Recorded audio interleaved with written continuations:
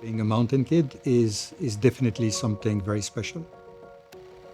Simply the definition of a mountain, let's say you go up, you go down.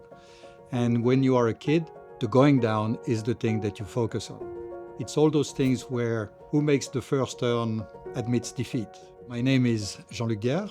I'm the co-founder of Hoka, and I'm currently the VP of Innovation at Deckers Group. I grew up in the ski resort of Tignes Val d'Isère, which is, I said, a very high altitude resort. And I grew up at a time when winter sport was also booming. We were, without knowing it, like neighbors. My name is Nicolas Mermoux, and I am one of the two founders of Hoka. We're here in Les Contamines in Haute-Savoie, the place where I grew up. We have history with our families, especially our fathers, very connected to the professional world of skiing and mountaineering. I think the copyright on Mountain Kid belongs to Jean-Luc, but it absolutely applies to the two of us. I met Nico through a ski race. That was at a time when we were looking for new people to join the company that I was working with.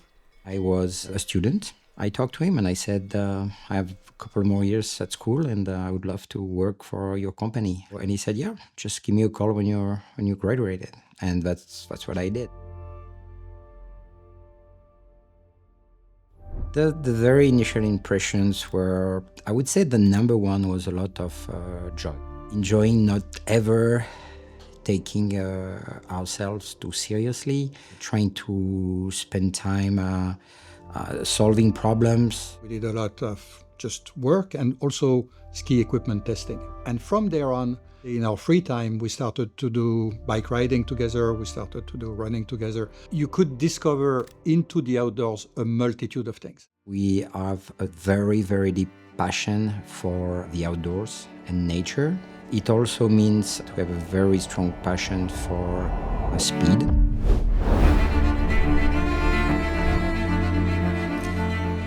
UTMB 2007. I led the race for about 16 hours out of 21 and faded and came to third place while Jean-Luc was crewing me.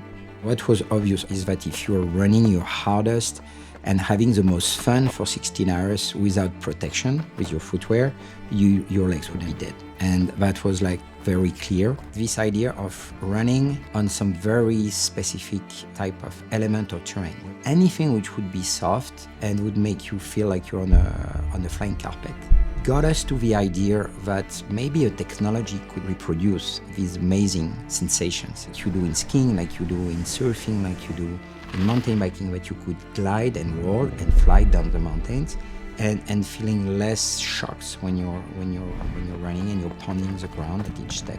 And we had that idea, how cool would it be to create something from scratch and to say, hey, let's give it a try.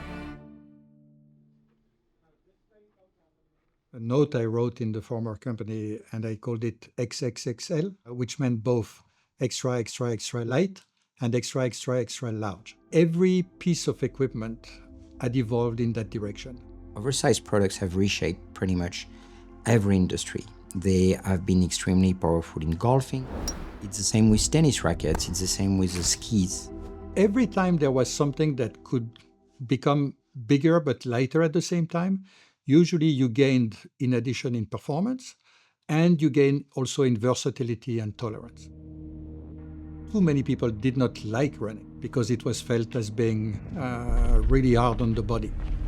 We're looking at things differently and looking at the footwear not as an extension of your foot, but as a piece of equipment between you and the ground. That was the way of thinking. So we said, there is the opportunity. First, you set yourself a target that is ambitious.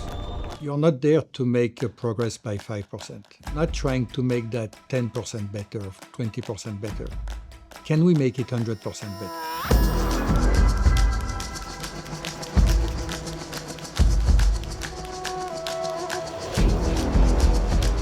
The first day we got the very, very first prototypes. We were too excited to wait and start shaping. So we went to test the product out of the box.